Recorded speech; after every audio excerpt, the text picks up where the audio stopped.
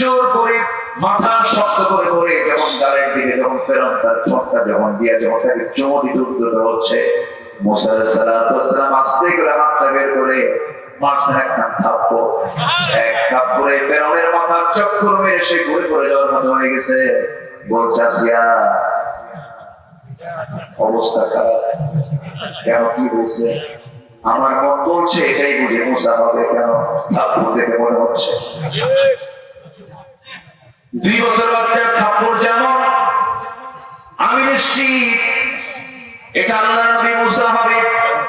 কি করবেন কোনো কথা নাই। এই মুহূর্তে আমি হামানকে ডাকবো, মন্ত্রী পরিষদ থেকে জান্নাত থেকে আমি এর মস্তকটা কেটে ফেলে দেবো, হত্যা করে ফেলবো।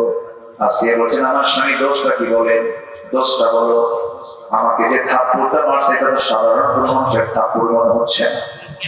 আসিয়া বলছেন স্বামী আমার এই কথা যদি জনগণ জানে 2 বছর বাচ্চার থাপ্পড় খেয়ে আপনার মতো ফেরান সিপে পড়ে থাকে, মান সম্মান থাকবে না। এই কথা কাউরে কইও না। আল্লাহ রাব্বুল আলামিন এইরকম করে তাকে ধীরে ধীরে তার দরবারে বড় করলেন। এমন সম্ভব ক্ষমতা যার, তিনি কে? আসতে বলবেন না তিনি কে? আসতে বলবেন না তিনি কে? সে আল্লাহ নাই? আসতে বলবেন না আছে না নাই? শেষ পর্যন্ত ফেরাউনের স্ত্রী পর্যন্ত সালাম পর্যন্ত মুসার হাতে বায়াত নিলেন, আশহাদু আল্লা ইলাহা ইল্লাল্লাহ, জিকির করি লা ইলাহা, আরো জোরে লা ইলাহা সুবহানাল্লাহ ওয়ালহামদুলিল্লাহ, আরো জোরে লা ইলাহা লা ইলাহা ইল্লাল্লাহ মুহাম্মাদুর রাসূলুল্লাহ সাল্লাল্লাহু। এই কোরআনে সবথেকে বেশি নাম এসেছে কোন নবী? বলেন কোন নবী? মুসার নামটা বেশি আসছে। যেখানে যাবেন তার নাম খুঁজে পাবেন। আমার নবীও তাকে খুব দাম দিয়ে কথা বলতেন। এক ইহুদি এবং এক সাহাবীর সঙ্গে দ্বন্দ্ব লেগেছে, কোন নবী বড়? ইহুদি বলে মুসা বড়। এবার সাহাবী বলছেন আমার নবী বড়। রাসূল বলছেন সাহাবী এই সমস্ত বিষয় নিয়ে গন্ডগোল করতে যেও না, তর্ক লাগাইও না। আমার ভাই মুসা কোন অংশে বড় কম নয়, কারণ হাসরের ময়দানে সবাই বিমর্ষ হয়ে যাবে। সবার আগে আল্লাহ তাআলা আমার হোশটা ফিরাই দিবেন, আমি হোশটা ফিরে পাবো। আমার হোশ আমি ফিরে পাবো, আমি দেখতে পাবো আমার ভাই মুসা আরশ আজিম ধরে আছে। সুবহানাল্লাহ। কোন জ্ঞানী মানুষকে কখনো খাটো চোখে দেখে না, কারণ সম্মান নিয়ে কখনো হানিকর কোনো কথা বলে না। আমার নবীজি যদিও শ্রেষ্ঠ নবী, কিন্তু কোন নবীকে তিনি খাটো করে কোনো কথা বললেন না। এটাই তো জ্ঞানী মানুষের মান শান। এটা আমার ভাইয়েরা মুসা আলাইহিস সালামের কথা যখন বলতেছিলাম একটু একটু করে বলি, রাগ করছেন নাকি আপনারা? রাগ করছেন? আলোচনা করি, বলি। আমার বন্ধু মনে অনেক লম্বা কথা ছিল, কেবল তো 2 বছর হলো। এরকম করে 10 বছর 15 বছর টকবকে যৌবন যেমন তিনি পেলেন, একটু আগে মানুষ ছিলেন। পৃথিবীতে যত পয়গম্বর পাঠানো হয়েছে সমস্ত পয়গম্বরদের মধ্যে সবচেয়ে রাগী নবীর নাম কি বলে? যার হাতে মালাকুল মউত রেহাই পায় নাই। জান কবজ করতে এসে বলতেছে আল্লাহর পয়গম্বর মুসা জান কবজ করতে আসে, তাই নাকি? বিকাশ হয় কাছাকাছি নিয়ে মারছে একখান থাপ্পড়, সিপে পড়ে গেছে মালাকুল মউত। আল্লাহর কাছে গিয়ে বলে আল্লাহ তুমি কার কাছে পাঠাইছো? জান কবজ করতে যায়, উল্টা জান তো আমারই কবজ। জোরে করে আল্লাহু আকবার। খুব মেজাজ ছিল তার, খুব রাগ ছিল তার। কাউকে তিনি পরোয়া করে কথা বলতেন না, একমাত্র ভয় পেতেন কাকে? সেই মুসা বলছে আল্লাহ তুমি জাহান্নাম কেন বানাইছো? মনে আছে আপনাদের? মনে আছে? জাহান্নাম কেন বানাইছো তুমি আল্লাহ? জান্নাত বানাইতে জাহান্নাম বানাই তুমি তো তোমার বান্দাকে জাহান্নামে দিবা, তোমার কি কষ্ট হবে না? আল্লাহ বলছেন মুসা শোনো, আমি তোমাকে এই মুহূর্তে একটা কাজ দেবো, কি কাজ বলো আল্লাহ? এই মুহূর্তে তুমি গমের আবাদ করো, গম ছিটায় দাও জমিতে। গম ছিটায় দিলেন, গমের আবাদ হলো, গম বড় বড় পাকলো। ফসলগুলো কেটে নিয়ে মুসা আলাইহিস সালাম বাড়িতে নিয়ে চলে গেলেন, গোলায় ভরালেন। আর বাকি যে নাড়া আর বাকি যে অকাজের গমগুলো ছিল তাতে আগুন ধরা দিলেন। আগুন যখন ধরা দিচ্ছেন, আল্লাহ বলছেন, মুসা তোমার গমগুলো কোথায়? তো গমগুলো তো আমি নিয়ে চলে গেছি বাসায়, বাড়িতে গোলায় তুলে নিয়েছি। কাছের গমগুলো আমি গোলায় তুলে নিয়েছি, তুমি আগুন ধরাচ্ছ কেন জমিতে? আল্লাহ, এই কাছের গম তো এগুলো নেই, এগুলো অকাজের গম, এই গম দিয়ে কোনো কাজ হবে না, তুমি আগুন ধরায় দিচ্ছি। আল্লাহ বলছেন, মুসা এই দুনিয়াতে আমি কিছু বান্দা পাঠিয়েছি, কিছু বান্দা হবে কাজের বান্দা, আর কিছু বান্দা হবে অকাজের বান্দা। যেগুলো কাজের বান্দা যত্ন করে আমি তাদেরকে 8টা জান্নাত দেব, আর যেগুলো অকাজের বান্দা তোমার মতো আমি তাদেরকে আগুন ধরে জাহান্নামে ঢোকাবো। আল্লাহু আকবার। মুসা বলছেন, আল্লাহ এই জন্যই তুমি আল্লাহ।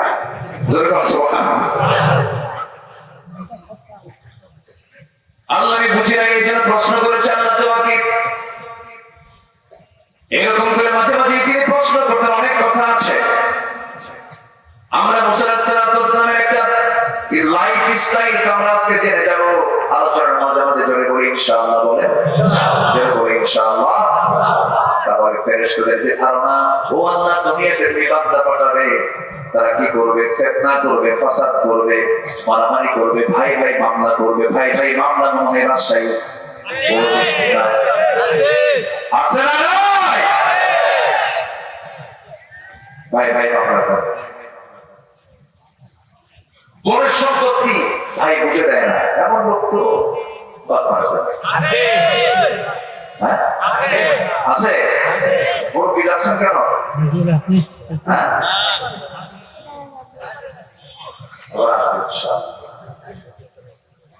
কষ্ট দিলে, কষ্ট হলে আমি শেষ করে দিই। কারো কোনো কষ্ট নাই তো? আমার আলোচনার মধ্যে কোনো চিৎকার নাই, ক্ষোভ নাই, বাসে বেহুদা কথা। আমার এই 24-25 বছরের আমাদের ইতিহাসে মানে বেহুদা কোনো কথা আমি বলি না। আমার জানা মানে আমার সুস্থ মস্তিষ্ক থাকা পর্যন্ত আমি করি না কথা। আমার দেশে আয়াত শূন্য, গোটা আলোচনায় আয়াত নাই, হাদিস নাই, এরকম আলোচনা আছে। সিগারেট ছাড়ে পায়জামা, সিগারেট করতে দাম গাছে, দাম গাছে ভুল করে বলে গেছে আছে না? এগুলো বেহুদা। ইসলামকে, ইসলাম এরকম হাস্যকর কোনো বিষয় না। ইসলাম হচ্ছে যুগোপযোগী, বাস্তবসম্মত, একটা বিজ্ঞানসম্মত, বাস্তবসম্মত একটি দ্বীনের নাম। আল্লাহু আকবার। রাসূল যেটাই বলেছে সেটাই সায়েন্স, কোরআন যেটা বলেছে সেটাই সায়েন্স। আল্লাহু আকবার। বিজ্ঞানের সাথে কোরআনের কোনো সংঘর্ষ নেই। আজকে ইসরায়েল ফিলিস্তিনে ইসরায়েল মারছে, হামলা করছে। ইসরায়েল ঈমান নাই, বেঈমান, এটা ঠিক আছে, কিন্তু তারা আমার রাসূলুল্লাহ ঘরের কিছু সিস্টেম তারা ফলো করেছে। ঘরের, আমার রাসূলের ঘরের যে বিষয়গুলো, সেই ঘরের বিষয়গুলো তারা মাথায় নিয়েছে। আমার রাসূলের ঘরের মধ্যে কোনো ফার্নিচার ছিল, আমার নবীর ঘরের মধ্যে থাকতে হলো ঝুলন্ত তরবারি, লৌহ বড় হেলমেট, সেই সময় সমস্ত আধুনিক অস্ত্র আমার নবীর ঘরের মধ্যে সব। আমার নবীর ঘরকে তারা মডেল বানাচ্ছে। গোটা পৃথিবীর সবচেয়ে আধুনিক অস্ত্রে শস্ত্রে সজ্জিত এখন কে? ইসরায়েল। আর আমরা কি করছি জানেন? আমরা ফার্নিচার দিয়ে ঘর বানাই, বলাই বম, নারী, জেনা, ব্যভিচার। এই আসলে আজকে মুসলমান কম ব্যস্ত না বেশি ব্যস্ত? কম ব্যস্ত না বেশি ব্যস্ত? বেশি ব্যস্ত। ইসরায়েল তারা অস্ত্রে শস্ত্রে সজ্জিত আছে, আর মুসলমান শুধু চিন্তা করে দোয়া করি সব শেষ করে দেবো না। আমাদেরও প্রস্তুতির দরকার আছে না নাই? আসতে বলবেন না, আছে না নাই? ফিলিস্তিন বুকের তাজা রক্ত ঢেলে দিচ্ছে যুগের পর যুগ ধরে। একটা ছোট্ট শিশুর ভিতরে যে দিনই চেতনা কাজ করে, আমার দেশের বুড়ার মতো সে চেতনা নাই। ছোট্ট বাচ্চা ইসরায়েল সন্ধ্যার সামনে বুক উঁচু করে বলে, গুলি কর, তোর অবৈধ, তোরা আমাদের জমি তোরা দখল করে রেখেছিস, তোর অবৈধ দখলদার। বুক উঁচু করে বলে, তারা শত্রুকে চেনে, কিন্তু আমরা শত্রুকে চিনি না, শত্রুকে আমরা বন্ধু বানাই। আল্লাহ তাআলার বক্তব্য, ইহুদি নাসারা মুশরিকদেরকে তোমরা বন্ধু বানায়। তার কথা আজকে মুসলমান বন্ধু বানায় না, এমনকি বউ বানায়। বউ ইহুদি, বউ খ্রিস্টান, বউ হিন্দু, এমন মুসলমানের আছে না নাই? কিন্তু হিন্দু ধর্ম পালন করে আর স্বামী মুসলমান, স্বামী ধর্ম মুসলমান ধর্ম পালন করে। মানে দুই রকম দিন তোমার, তোমার দিন তোমার, আমার দিন আমার। তুমি তোমারটা পালন করো, আমি আমারটা পালন করি। এটা কি ইসলাম? আসতে বলে এটা কি ইসলাম? এটার নাম ইসলাম। সম্মানিত ভাইরা, তাহলে স্ত্রী যদি অন্য ধর্মের হয়, স্বামী যদি মুসলমান হয়, বিয়ে কি হবে? বিয়ের শর্ত হলো উভয়কে কি হওয়া? মুসলমান হওয়া। ওরা তো মুশরিকা একটা ইউকিন না, ঈমান না আনা পর্যন্ত বিয়ে হবে না। আজকে আমরা যা ইচ্ছা তাই আমরা বলছি, অথচ আল্লাহ তাআলা ইহুদি এবং খ্রিস্টানদের ব্যাপারে স্পষ্ট বক্তব্য বাড়িতে তুলে দেখবেন। আমার কথা নয়, সূরা মায়দা 51 নম্বর আয়াত, কয় নম্বর আয়াত? 51 পড় করে লিখে নেন, সূরা মায়দা 51 নম্বর আয়াত। আল্লাহ রাব্বুল আলামিন বলেন, ইয়া আইয়ুহাল্লাযীনা আমানু লা তাত্তাখিযুল ইয়াহুদা ওয়ান নাসারা আউলিয়া বা'দুহুম আউলিয়া বা'দ ওয়া মান ইয়াতাওয়াল্লাহুম মিনকুম ফাইন্নাহু মিনহুম ইন্নাল্লাহা লা ইয়াহদিল কওমাল যালিমিন। জোরে বলুন আল্লাহু আকবার। হে ইমানদাররা, তোমরা ইহুদি কি নাসারা কি কখনো বন্ধু হিসেবে গ্রহণ করতে চাও না। তোমরা যদি তাদেরকে বন্ধু বানাও, তোমরা তাদের মতোই হয়ে যাবে, তোমরা তাদের মতোই হয়ে যাবে। আমার কাছে তোমাদের মূল্য তাদের মতো মূল্য হয়ে যাবে। আল্লাহ তাআলা জালিম সম্প্রদায়কে কখনো হেদায়েত দেন না। একদম স্পষ্ট কথা, ক্লিয়ার কথা, দুঃখজনক হলেও সত্য। আজকে মুসলমানরা তাদের বন্ধু আছে না নাই বলে? আসতে বলবেন না, আছে না নাই? শুধু মাথায় পাগড়ি দিলে, মুখে দাঁড়ে রাখলে, লম্বা জুব্বা পরলে আপনি ইমানদার হতে পারবেন না। ইমানদারের মূল কন্ডিশন হলো আপনাকে ফরজিয়াত বিষয়গুলোকে আপনাকে মানতে হবে, শিরকের কাজগুলো বাদ দিতে হবে, বেদাতের কাজগুলো বাদ দিতে হবে। মুশরিককে বন্ধু বানানো যাবে না, ইহুদিকে বন্ধু বানানো যাবে না, নাসারাকে বন্ধু বানানো যাবে না। কার কথা? আসতে বলবেন না, কার কথা? এই যুগের বাচ্চারা আমার নবীকে হত্যা করার জন্য নবীর খাবারের মধ্যে বিষ পর্যন্ত ঢুকাইয়া দিয়েছে। অসংখ্য নবী কি হইয়া হত্যা করেছে। যারা নবীদেরকে হত্যা করতে চায়, হত্যা করে, তারা কি আমাদেরকে জীবিত রাখতে চায়? ওরা বলে বাইতুল আকসা আমাদের, এটা আমাদের চায়, ইসরাইল বলে। অথচ বাইতুল আকসা নির্মাণ করেছেন সুলাইমান আলাইহিস সালাতু ওয়াস সালাম। মুসলমানদের পবিত্র জায়গা বাইতুল আকসা, যেখানে সকল পয়গম্বরকে পিছনে রেখে আমার নবী সকল পয়গম্বরদের নামাজের নেতৃত্ব দিয়েছেন। মেরাজের রাতে রাসূল এখান থেকে মেরাজ করেছেন, যেখানে নামাজ পড়লে পরে আমার আপনার মসজিদের চাইতে কয়েক হাজার গুণ সওয়াব বেশি পাওয়া যায়। সেখানে আজ জুমার নামাজে বাধা দেওয়া হচ্ছে, নামাজ পড়তে দিচ্ছে না। প্রতিদিন লাশ ঝরছে, একটা শিশুর কান্না এবং একটা শিশুর চিঠি আমাকে কাঁদিয়েছে বারবার। ছোট্ট একটা শিশু, রক্ত মাখা দেবনি, ফিলিস্তিনের খোলা আকাশের নিচে দাঁড়িয়ে আকাশের দিকে তাকিয়ে আল্লাহকে লক্ষ্য করে বলছে, আল্লাহ তুমি তো আকাশের মালিক, তুমি তো জমিনের মালিক, আজকে আমার আব্বা নাই, আজকে আমার আম্মা নাই, আজকে আমার ভাইটা নাই, আমার থাকার জায়গা নাই, আমার পান করার পানি নাই। আল্লাহ, আমি আজকে সম্পূর্ণ একা, তুমি ছাড়া আমার কোনো বন্ধু নাই।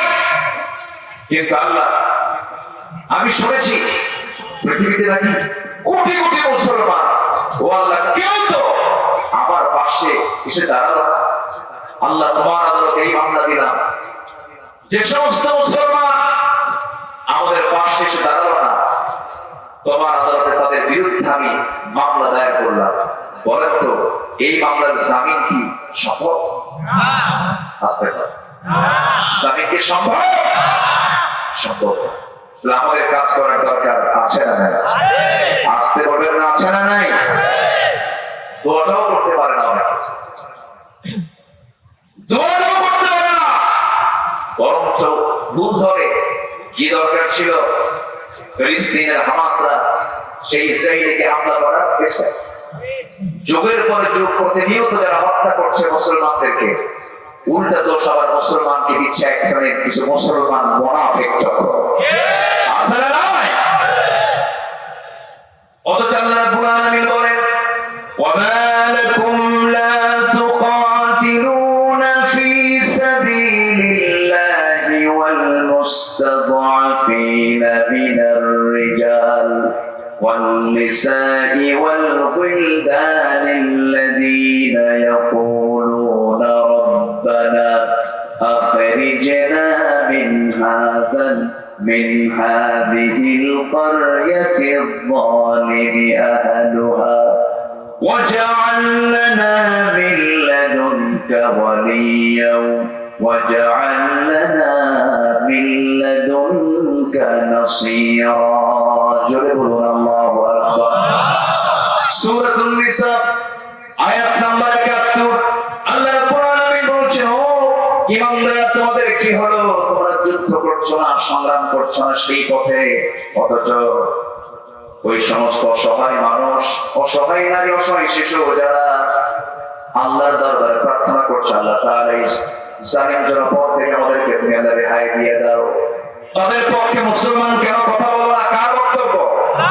আসতে বলো না, কার বক্তব্য? আল্লাহর বক্তব্য। আজকে মুসলমান চুপচাপ শুধু শোনে। এত সস্তা জান্নাত নয়। জান্নাত পেতে বলে আল্লাহ তাআলা ওয়াদা করছেন, বান্দা তুই আমাকে জান দিবি, মাল দিবি, আমি তোকে জান্নাত দেব। সবাইকে দিন কায়েমের জন্য জান মাল কুরবান দিতে রাজি আছেন? সবাইকে রাজি আছেন? জান মাল কুরবান দিতে রাজি আছেন? কারা কারা হাত তুলে দেখেন মুসলমান?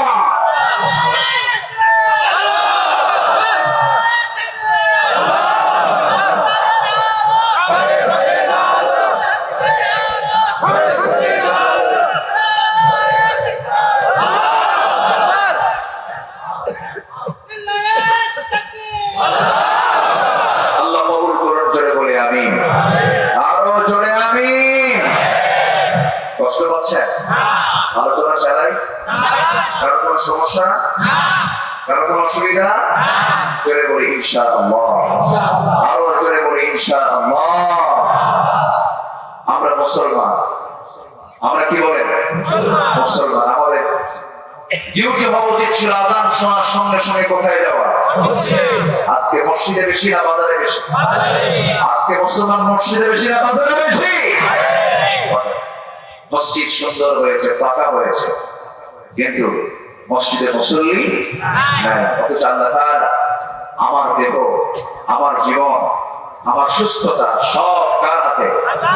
আজকে বলবেন না, কার হাতে? আল্লাহ। আজকের এই মাহফিল থেকে সিদ্ধান্ত নেব, জীবনে এক ওয়াক্ত নামাজকেও ছেড়ে দেব না।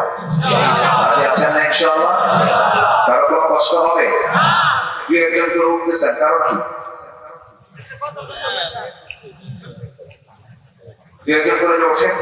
কষ্ট হচ্ছে আপনাদের? আমি কি দোয়া করবো? বসেন, একটু বসেন, এই আলোচনাটা শুরু হচ্ছে, একটু বসেন না। কত সময় চলে যায় এদিক সেদিক। গত বিশ্বকাপ, ফুটবল বিশ্বকাপে রাত ৩টার দিকে খেলা, বাংলা ২টার দিকে ঘুম থেকে উঠে ফজিলতে ওযু কইরা নামাজ পড়ে বলে আল্লাহ আমার দলটা যেন জিতে। তাহলে রাত ৩টার দিকে যদি আপনার খেলা দেখার জন্য আপনি যদি জেগে যদি খেলা দেখতে পারেন, কোরআনের মাহফিলে বসে যদি আপনার কাছে মনে হয় বিরক্ত, ভাবতে হবে আপনাকে ওয়াসওয়াসা দেওয়ার জন্য পিছনে একজন আপনাকে নাড়া দিচ্ছে। এখানে ওয়াসওয়াসা দেওয়ার জন্য মিস্টার ইবলিস আছে না নাই? বসে বসে অনেক সময় বুঝতে একটু কষ্ট হলেও বসে থাকতে হবে। এটা হচ্ছে ধৈর্যের পরিচয়। কিসের পরিচয় বলে? ধৈর্যের পরিচয়। বসে রাত হয়েছে, আমি গতকাল আমার মাহফিল ছিল নোয়াখালী, বেশি দূরে না, তার আগের দিন ছিল কক্সবাজার, পেকুয়া। এই লং জার্নি করে আসতেছি, আমিও তো যাবো। আমার তো আপনার তো 1 রাত, আমার তো সব রাত। আমাকে কথা বলতে পারে, আমি যদি ধৈর্যের সহকারে বসতে পারি, আপনি পারবেন না? যদি বলি ইনশাআল্লাহ, মানসিক একটা চিন্তার ব্যাপারে একটু বসেন, বরকত পাবেন, সওয়াব পাবেন। আমল করলে এই মাহফিল আমার আপনার জন্য জান্নাতের কারণ হয়ে যেতে পারে। আল্লাহ আমাকে কি দেন এই ভাই? আল্লাহ আমার সব চাহিদাকে পূরণ করেছে। আমি আল্লাহকে কেন সময় দেবো না? বলে এখানে সময় দিচ্ছি বলতো তাকে গিয়ে তো ঘুমায় পড়বো। আমার ভাইয়েরা, আল্লাহ রাব্বুল আলামিন আমাকে সব কিছু দিয়েছেন। আমি গতকালকে একটা গবেষণায় দেখতে পেলাম, আমার মাথা থেকে পা পর্যন্ত আমার আল্লাহ যা দিয়েছেন তার শুকরিয়া আদায় করে আমি শেষ করতে পারবো না। অথচ আমার সেজদা দেওয়ার কথা মনে হয় না, রুকু করার কথা মনে হয় না। আল্লাহ তাআলা আমার যে দেহটা বানিয়েছে, এত সূক্ষ্ম করে পৃথিবীর কোন মানুষ, পৃথিবীর কেউ আমাকে এমন সুন্দর করে বানাতে পারতো না। আমাকে বানিয়েছেন, আমাকে সূক্ষ্ম করে সুন্দর করে যিনি বানিয়েছেন তিনি কে বলে? আমাদের দেহে যে ডিএনএ আছে, ডিএনএ, যারা মেডিকেল পড়াশোনা করেন, একটু গবেষণা করেন, তারা বুঝতে পারবেন আমাদের শরীরে যে ডিএনএ আছে তার দৈর্ঘ্য হলো 2000 কোটি কিলোমিটার। পৃথিবী থেকে সূর্য পর্যন্ত 50 বারেরও বেশি বার আসা যাওয়া করা যাবে এমন হচ্ছে ডিএনএ। আমার বন্ধুগণ, আমাদের দেহে যে কোষের সংখ্যা আছে, এই কোষের সংখ্যা হলো 37.2 ট্রিলিয়ন, মিলিয়ন নয়, বিলিয়ন, ট্রিলিয়ন। সেন্সরি রিসেপ্টর আছে হলো 110 মিলিয়ন, লোহিত রক্ত কণিকার পিছে আছে 30 ট্রিলিয়ন, শুধুমাত্র মস্তিষ্কের নিউরন সংখ্যা হলো 100 বিলিয়ন। সুবহানাল্লাহ। আমার ভাইরা, এই শুধু বললাম চামড়ার নিচের অংশটা। এরপর আল্লাহ রাব্বুল আলামিন এত সুন্দর করে আমাকে আপনাকে বানিয়েছেন। আল্লাহ রাব্বুল আলামিন আমাদের যে ব্লাড ভেসেল দিয়েছেন, যে রক্ত দিয়েছেন, এই রক্তের যে ব্লাড ভেসেল আছে তা হলো 42 বিলিয়ন, যা 97,000 কিলোমিটার লম্বা। কত হাজার? 97,000 কিলোমিটার লম্বা। যদি কোন মানুষ তার ইয়ারফোনটা গান শোনার জন্য মোবাইলে ইয়ারফোনটা যদি পকেটে রাখে, 1.5 হাত 2 হাতের তারওয়ালা সেই ইয়ারফোনটা পকেটে রাখার পর পকেট থেকে বের করলে হাজারো প্যাঁচ লেগে যায়। অথচ আল্লাহ রাব্বুল আলামিন 97,000 লম্বা ব্লাড ভেসেল দিয়েছেন, কোনদিন কারোর সঙ্গে কারো প্যাঁচ লাগলো না। যেরকম সুবহানাল্লাহ। এই চোখ দিয়েছেন কে? আজকে বলুন, চোখ দিয়েছেন কে? 5টা অঙ্গের দিকে তাকায় দেখেন, আমি যে কথা বলছি আমার এই কণ্ঠের সাথে পৃথিবীর কোন কণ্ঠ মিলবে? মিলবে না। কে দিয়েছেন বলে? আল্লাহ দিয়েছেন। আমার মুখ থেকে যে কথাটা বের হচ্ছে, এই কথা বের হওয়ার জন্য 27টা স্তর পার করার পর একটা মানুষ কথা বলতে পারে। 27টা স্তর পার হওয়ার পর একটা মানুষ কথা বলতে পারে। জিহ্বার যে স্তর, প্রত্যেকটা জিহ্বার ভিতরে 357টা সূক্ষ্ম স্তর আছে। 357টা সূক্ষ্ম স্তর আছে। এক জিহ্বার সাথে আরেকটা জিহ্বা কখনো মিলবে না। আর এই জিহ্বার ভিতরে আল্লাহ রাব্বুল আলামিন প্রত্যেকের জিহ্বার ভিতরে 1 লাখ নয়, 2 লাখ নয়, 1 কোটি নয়, 1.5 কোটি সাপ কুড়ি প্রত্যেকটা জিহ্বায় দিয়েছেন। যেরকম সুবহানাল্লাহ। 1.5 কোটি সাপ কুড়ি, 1.5 কোটি সাপ, মানে আপনার অনেক সাপ এখন জিহ্বা নেওয়াই হয়। এই জিহ্বা কে দিয়েছেন? আল্লাহ। তার কি হলো? চামড়া। এই চামড়া আল্লাহ রাব্বুল আলামিন ৯,৭৬৮ প্রকার চামড়া দিয়েছেন। একই দেহ, মাথার চুল, চামড়ার উপরে চুলটা বাড়ে হাতের তালুতে কোনো চুল জন্মায় না। এরকম করে আমাদের গোটা মাথা থেকে পা পর্যন্ত যে চামড়াগুলো আল্লাহ তাআলা দিয়েছেন ৯৭৬৮ প্রকারের চামড়া দিয়েছেন। সুবহানাল্লাহ। নাম্বার 4 হলো আঙ্গুলের ছাপ, ফিঙ্গারপ্রিন্ট। এই ফিঙ্গারপ্রিন্ট প্রত্যেক আঙ্গুলে আল্লাহ তাআলা ১৫৭টা রেখা দিয়েছেন, একটার সঙ্গে আরেকটা কখনো মিলে না। বালা কাদিরিনা আলা আন নুসাউইয়া বানানা। বান্দা আমি তো রকরক বাক্য স্বতন্ত্র করেছি, যদি এটা যদি স্বতন্ত্র না হতো কার জন্য কে দলিল করতো ছাপ দিয়া? ঠিক কিনা বলেন? রেজিস্ট্রি অফিস বাতিল হয়ে যেত, পাসপোর্ট থাকতো না, ইমিগ্রেশন থাকতো না, সব অচল হয়ে পড়তো। মূলত পাসপোর্টকে সক্রিয় করার জন্য, রেজিস্ট্রিকে সক্রিয় করার জন্য আঙ্গুলটা বানিয়ে দিয়েছেন তিনি কে?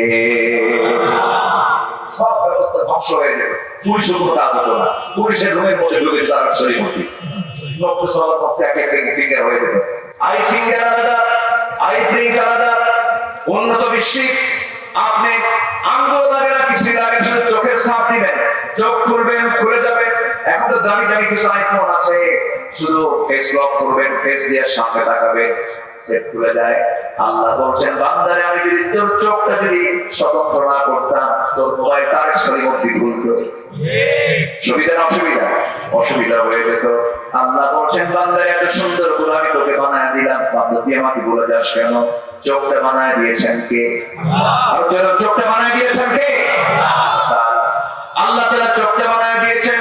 এই চোখের পিছনে চিকন চিকন ১,৭০,০০০ রক দিয়েছেন। ১,৭০,০০০ রক। আল্লাহু আকবার। ১,৭০,০০০ রক দিয়েছেন এই চোখটাকে সেভ করার জন্য। যখন মানুষ ঘুমায় ওই রকগুলো তখন সতেজ হয়। এই ১,৭০,০০০ রকের ভিতরে একটা রক যদি অকেজ হয়, মানুষ প্যারালাইজড হয়ে যায়।